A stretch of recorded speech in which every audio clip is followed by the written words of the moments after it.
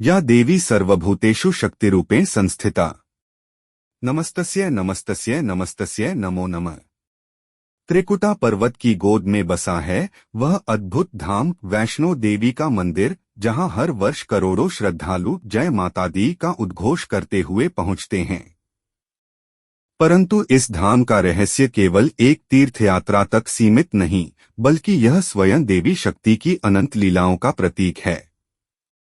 पुराणों और लोक कथाओं में वर्णित है कि सतयुग से लेकर कलयुग तक जब भी अधर्म बढ़ा और धर्म संकट में पड़ा, तब तब देवी ने किसी न किसी रूप में अवतार लिया। त्रेता युग में जब महाशक्ति ने मानव रूप धारण किया, तब वे वैष्णवी कन्या के रूप में अवतरित हुई। बाल्यकाल से ही वैष्णो माता में असाधारण तेज और तपस्या की प्रवृत्ति थी। उन्होंने प्रतिज्ञा ली कि वे अपना जीवन ब्रह्मचर्य और तपस्या में समर्पित करेंगी तथा अपने साधन बल से ही धर्म की रक्षा करेंगी। उनकी इसी तपस्या और तेज से असुर, राक्षस और अधर्म से पीड़ित प्रजा को शांति और सुरक्षा प्राप्त होने लगी। इसी बीच एक महाबलशाली तांत्रिक योद्धा भैरवनाथ ने वैष्णो देवी की तपस्या और सौंदर्य से प्रभावित होकर उन्हें अपनी इच्छा के अधीन करना चाहा। उसने उनका पीछा किया और युद्ध के लिए ललकारा। माता ने अनेक बार उसे समझाया कि वह तपस्या और धर्म की राह में बाधक न बने, परंतु भैरवनाथ अहंकार में अंधा हो चुका था। माता गुफाओं और पर्वतों के मार्ग से आगे बढ़ती रहीं। कहते हैं कि आज भी यात्रा मार्ग पर बाणगंगा, अर्धकुंवारी गुफा और गर्भजून वही स्थल हैं जहां माता ने अपने चरण रखे और लीलाएं रचीं। बाणगंगा वह स्थान है जहां माता ने अपने भक्तों की प्यास बुझाने के लिए बाण चलाकर गंगा प्रवाहित की।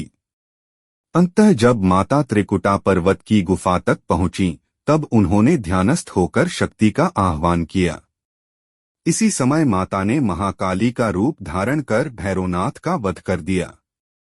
किंतु भैरवनाथ के सिर के कटते ही उसमें पश्चाताप जागा और उसने माता से मोक्ष की प्रार्थना की। माता ने करुणामयी स्वर में उसे क्षमा करते हुए वरदान दिया कि जब तक इस धाम में उनकी पूजा होगी, तब तक भक्त बिना भैरवनाथ के दर्शन किए यात्रा पूर्ण नहीं करेंगे।